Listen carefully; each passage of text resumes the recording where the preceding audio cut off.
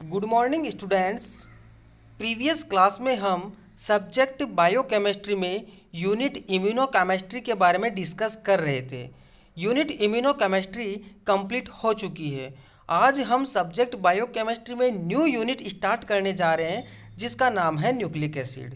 इस यूनिट में हम मेनली डिस्कस करेंगे कि न्यूक्लिक एसिड कहाँ प्रेजेंट रहता है, न्यूक्लिक एसिड की स्ट्रक्चर क्या होती है, कंपोजिशंस क्या होते हैं एंड फंक्शंस क्या क्या होते हैं। तो बात करें न्यूक्लिक एसिड की प्रेजेंस की, तो न्यूक्लिक एसिड मेनली सेल के न्यूक्लियस के अंदर प्रेजेंट रहता है और न्यूक्लियस में मेनली प्रेजेंट रहता है क्रोमोजोम, और क्रोमोजोम के अंदर nucleic acid as a nucleoprotein के रूप में पाया जाता है। न्यूक्लियो प्रोटीन एक प्रकार की कॉन्जुगेटेड प्रोटीन होती है जिसके कंपोजिशन की बात करें तो nucleic acid as a prosthetic group के रूप में एंड प्रोटीन पार्ट प्रेजेंट रहता है। क्रोमोजोम जो है, क्रोमोजोम के कंपोजिशन की बात करें तो क्रोमोजोम जो है न्यूक्लिक एसिड एंड प्रोटीन से मिलकर बना होता है। न्यूक्लिक एसिड दो फॉर्म में पाया जाता है, डीएनए एंड आरएनए, और प्रोटीन भी दो फॉर्म में मिलता है, हिस्टोन एंड नॉन हिस्टोन के रूप में। डीएनए 40% पाया जाता है, आरएनए 1.5% पाया जाता है, हिस्टोन 50% और नॉन हिस्टोन 8.5% पाया जाता है। हिस्टोन प्रोटीन जो होती है वो बेसिक नेचर की होती है, non histone protein acidic nature की होती है। हिस्टोन प्रोटीन को प्रोटेमाइंस बोलते हैं। बात करें डीएनए की, जो एक प्रकार का न्यूक्लिक एसिड है। डीएनए दो प्रकार का होता है, right handed DNA and left handed DNA. Right handed DNA के एग्जांपल है A DNA, B DNA, C DNA and D DNA. Left handed DNA का एग्जांपल है जेड डीएनए। अब बात करें आरएनए की, तो आरएनए भी एक प्रकार का न्यूक्लिक एसिड है जो दो प्रकार का होता है, genetic RNA and non genetic RNA. ये आरएनए है, अगली क्लास में अपन डिस्कस कर लेंगे, लेकिन एक बार देख लें कि नॉन जेनेटिक आरएनए जो होता है वो भी तीन प्रकार का होता है। R RNA means ribosomal RNA, t RNA means transfer RNA, m RNA means messenger RNA. अब ये जो न्यूक्लिक एसिड है वो किससे मिलकर बना होता है? न्यूक्लियोसाइड एंड न्यूक्लियोटाइड से। न्यूक्लियोसाइड का कंपोजिशंस क्या होता है?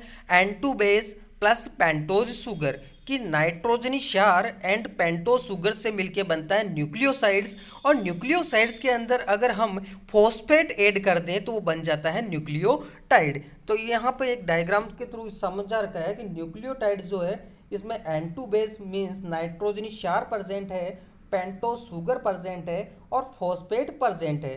और जबकि न्यूक्लियोसाइड्स के अंदर पेंटोज शुगर नहीं होती है, only N2 base and pentose sugar present रहती है। अब यहाँ पे अपन पहले न्यूक्लिक एसिड को, डीएनए को पढ़ने से पहले N2 बेस क्या होते हैं, पेंटोज शुगर क्या होती है और फॉस्फेट के बारे में पढ़ लेते हैं। तो फर्स्टली बात करते हैं अपन N2 बेस की। N2 base means nitrogenous base, नाइट्रोजनी क्षार। तो N2 बेस है मेनली दो प्रकार के होते हैं, पायरीमिडीन्स एंड प्यूरिन्स। दो प्रकार के होते हैं, पायरीमिडीन्स एंड प्यूरिन्स। पायरीमिडीन्स जो होती है उसके अंदर एक पायरीमिडीन रिंग पाई जाती है, कि this structure made up by one pyrimidine ring. एक पायरीमिडीन रिंग पाई जाती है। पायरीमिडीन रिंग है उसके अंदर दो नाइट्रोजन और चार कार्बन प्रेजेंट रहते हैं। ये मैं इजीली आपको स्ट्रक्चर में समझा दूंगा।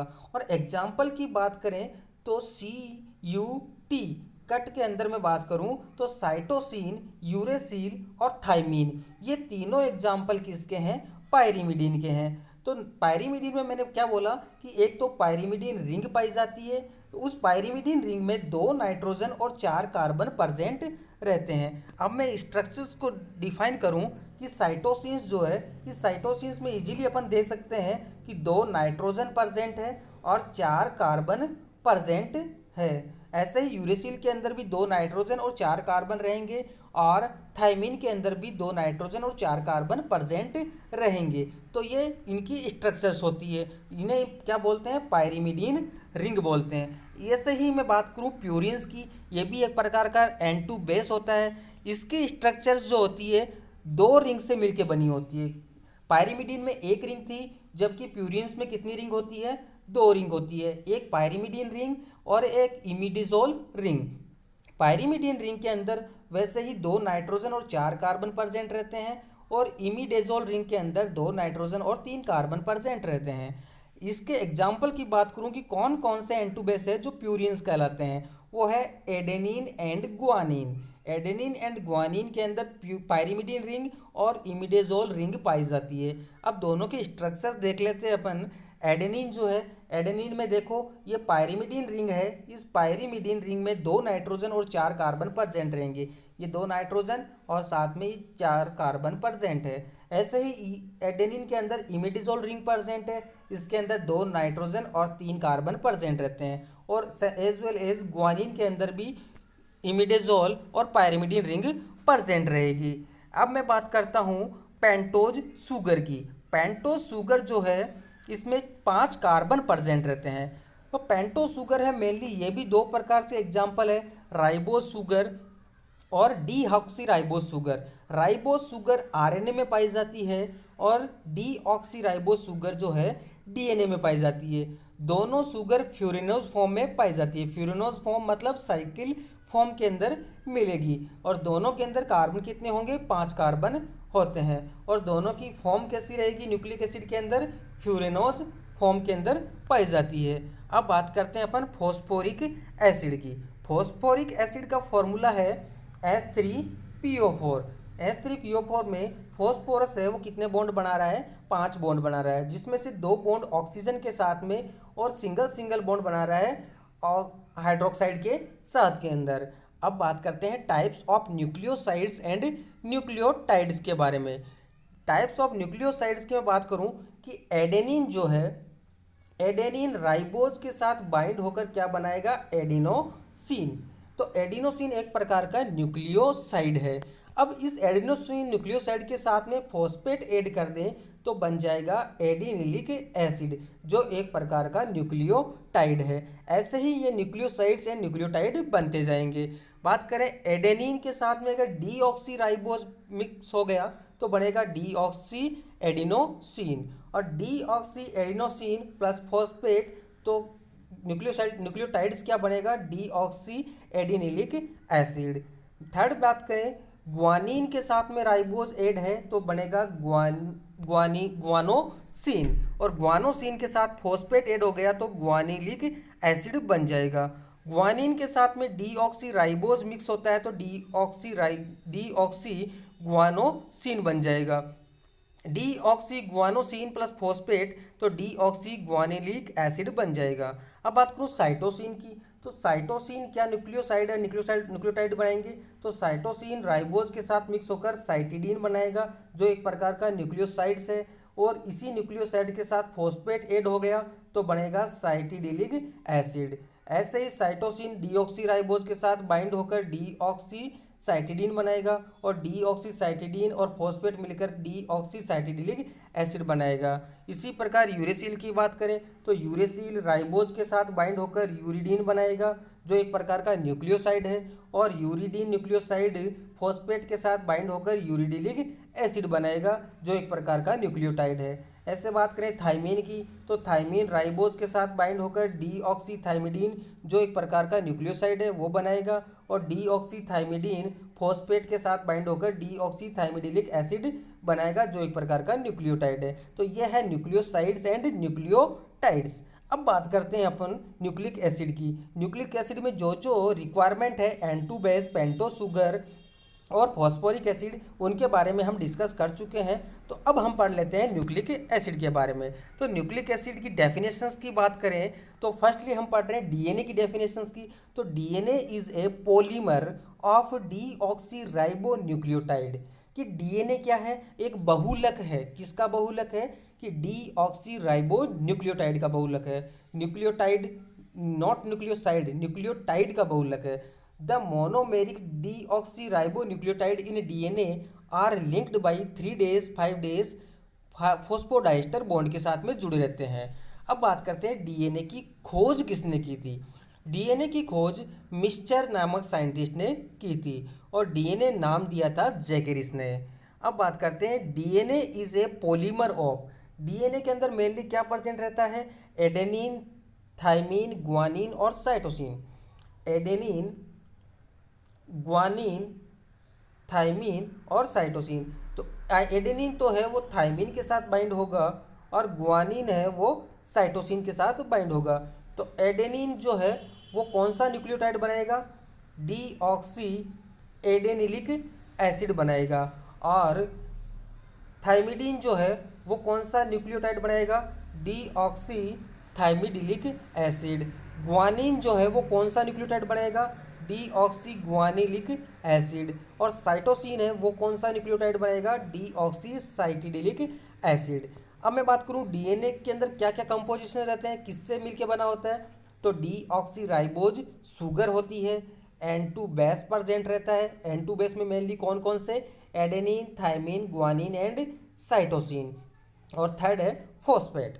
अब बात करते हैं टाइप्स ऑफ डीएनए की, कि डीएनए कितने प्रकार के होते हैं। तो डीएनए मैंने पहले भी आपको बता चुका हूँ, right handed DNA and left handed DNA. Right handed DNA का जो डायरेक्शन होता है हेलिक्स का वो क्लॉकवाइज होता है। लेफ्ट हैंडेड डीएनए का डायरेक्शन होता है हेलिक्स का वो एंटी क्लॉकवाइज होता है।